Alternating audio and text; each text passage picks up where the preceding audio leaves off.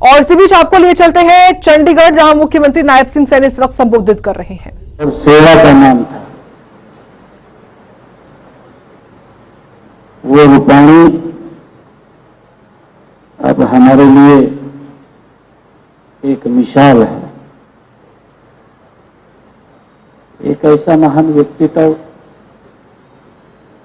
जो भारतीय राजनीति के एक समर्पित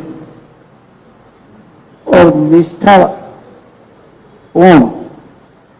निष्ठावान सपूत के रूप में जिन्होंने कार्य कर रहे थे, आज हम सब उनको श्रद्धांजलि अर्पित करने के लिए एकत्र हुए हैं।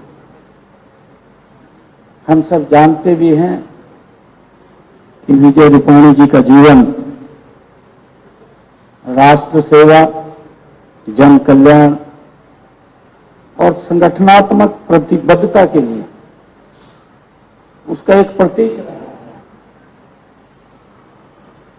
उन्होंने चाहे गुजरात के मुख्यमंत्री के रूप में सेवाएं दी हैं, उनकी जो सेवाएं थी, उनका जो कार्य करने का तरीका था, वो हर वर्ग, हर समुदाय की वो चिंता करने वाले व्यक्तित्व थे।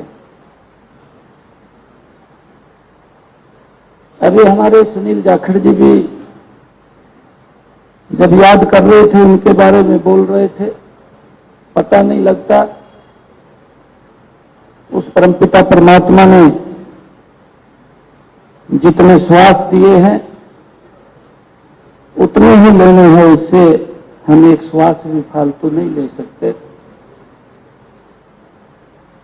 हमारे बीच में जिस प्रकार से वो पंजाब की चिंता कर रहे थे, पंजाब को सशक्त कर रहे थे और दिन रात पंजाब को मजबूत करने के लिए वो लगे हुए थे, अचानक वो हमारे बीच से चले गए। और एक ऐसा वो काला दिन 14 जून का, वो किसी पारिवारिक काम से बाहर जाने के लिए गए और उस अकाल मृत्यु ने उनके अपने आगोश में ले लिया। और उसके साथ साथ 247 और लोग भी, 247 के साथ साथ जिन लोगों को ये भी मालूम नहीं था कि हमारे ऊपर क्या मुसीबत का पहाड़ गिरने वाला है, वो भी अकाल मृत्यु के ग्रास हो गए। आज हम उन सबको श्रद्धांजलि देने के लिए एकत्र आए हैं। विजय रूपाणी जी का जाना पंजाब के लिए नहीं, परंतु गुजरात और राष्ट्र के लिए एक हानि है, क्योंकि विजय रूपाणी जी एक व्यक्ति नहीं था।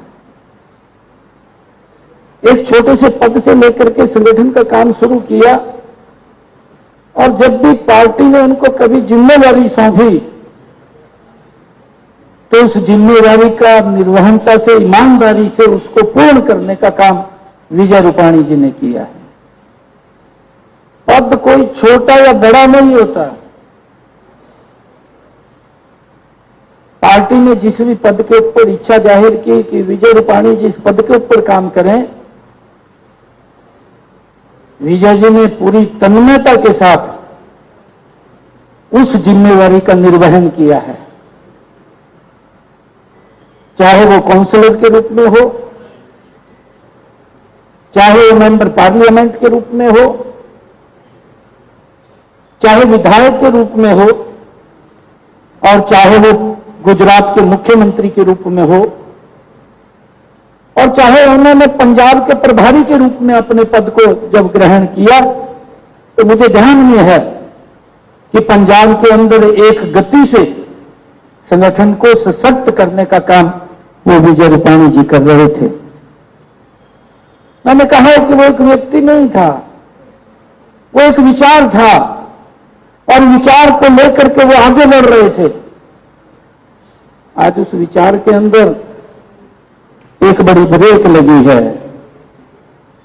मैं परमपिता परमात्मा से, क्योंकि मेरी भी विजय रूपाणी जी से कई बार बात होती रहती थी, और जब वो अभी जाने के लिए उन्होंने कहा तो उससे पहले भी बात हुआ कि हम बैठना चाहते हैं। तो मैंने कहा कि आप जब मर्जी आइए, मैं भी आ सकता हूं, आपके पास मिलने के लिए आप समय देंगे। आज विजय रूपाणी जी हम सब के बीच में नहीं है। परमपिता परमात्मा से मैं प्रार्थना करता हूं कि परिवार को जो गहरा दुख लगा है, मित्रजनों को जो गहरा दुख हुआ है, पार्टी को जो नुकसान हुआ है, उस नुकसान की भरपाई करने की ताकत परमपिता हम सबको दे। मैं ऐसी प्रार्थना भगवान श्री चरणों में करता हूं और वो दिवंगत आत्मा कहीं पर भी है, मैं परमपिता परमात्मा से ये प्रार्थना भी करूंगा कि उनको अपने श्री चरणों में स्थान दे। ओम शांति शांति शांति। वाहिगुरु जी का खालसा, वाहिगुरु जी की फतेह।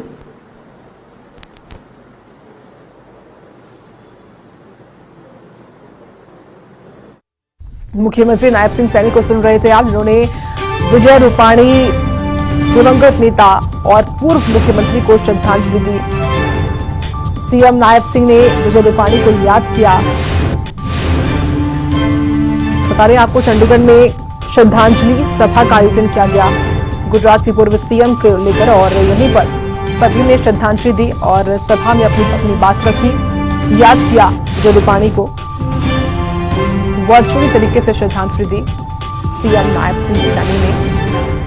कहा कि विजय रूपाणी हमारे लिए एक मिसाल है, ये सीएम की ओर से कहा गया। सीएम नायब सिंह सैनी ने विजय रूपाणी को श्रद्धांजलि दी है सभा में।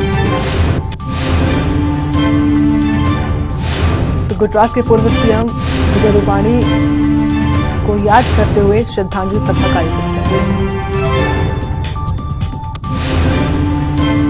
और इसी के साथ